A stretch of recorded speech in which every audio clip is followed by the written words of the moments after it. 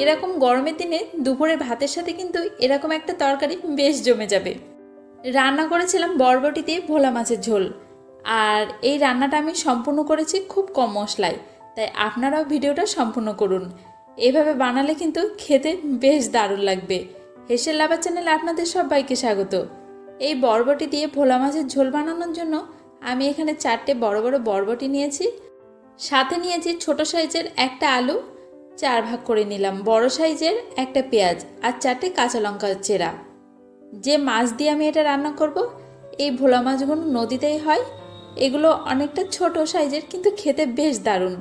অল্প একটু নুন মাখিয়ে রেখে দেবো 5-7 মিনিট। তারপর কড়াইতে সর্ষের তেল দিলাম 4 টেবিল চামচ।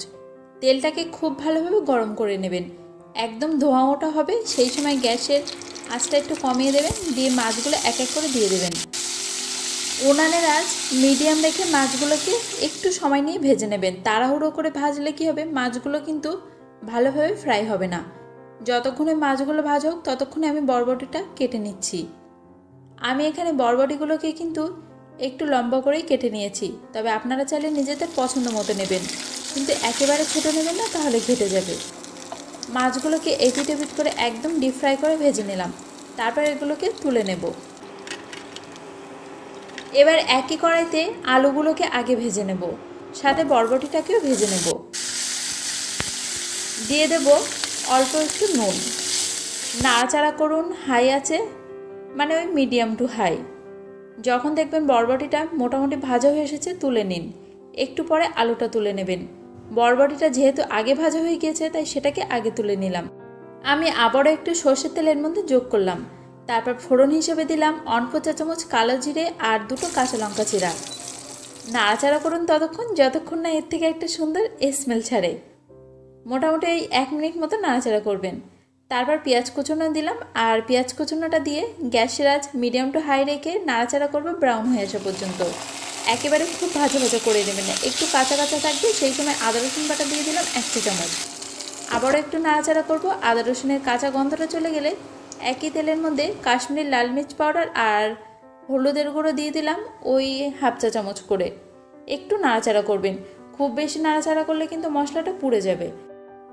কিন্তু তেলের মধ্যে যদি লঙ্কার গুঁড়ো আর হলুদটা দেওয়া হয়, কালারটা কিন্তু ভালোই হয়।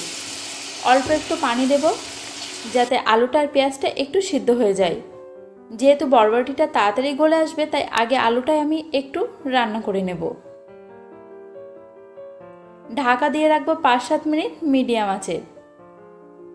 তারপর ঢাকা তুলে আবারও ভালোভাবে কষিয়ে নিন, আর খুন্তিটার সাহায্যে পেঁয়াজগুলোকে একটু ঘেটে ঘেটে দেওয়ার চেষ্টা করবেন, তাতে করে ঝোলটা ঘন হবে। এবার পরিমাণ মতো পানি দিয়ে দেব, সাথে দেব ভেজে রাখা বরবটি। এই রান্নাটার ক্ষেত্রে এই বরবটি আর আলু যে ভেজে নিলাম, এতে কিন্তু এর টেস্টটা দারুণ হবে। আর এভাবে কালো জিরা ফোড়ন দেবেন, খেতেও কিন্তু বেশ ভালোই লাগবে। স্বাদ মতো নুন দিয়ে দিলাম। যখন ঝোলটা ফুটে উঠবে, তখন মাছগুলোকে এক এক করে দিয়ে দিন। মাছগুলোকে একটু ঝোলের মধ্যে ডুবিয়ে দিন। এরপর উপর থেকে ভাজা জিরের গুঁড়ো দিয়ে দেব 1 চা চামচ। ব্যাস, এখানে আমি আর কোনো মশলাই ব্যবহার করলাম না। ঢাকা দিয়ে রাখবো 10 মিনিট মতো, অথবা আপনাদের পরিমাণ মতো ঝোল রাখুন। ঝোলটা যখন ঘন হয়ে আসবে, তখন উপর থেকে একটু কাঁচা লঙ্কা চেরা দিয়ে নামিয়ে নিন। আর কি চাই, গরম গরম ভাতের সাথে পরিবেশন করুন। খেতে যা লাগবে একবার অবশ্যই ট্রাই করুন, বেশ দারুণ খেতে কিন্তু। আপনাদের মতামত কমেন্টে জানাতে ভুলবেন না। আর ততক্ষণে চ্যানেলটা সাবস্ক্রাইব করুন আর পেজটিকে ফলো করে দিন। দেখা হবে পরবর্তী আবার নতুন একটা ভিডিও নিয়ে।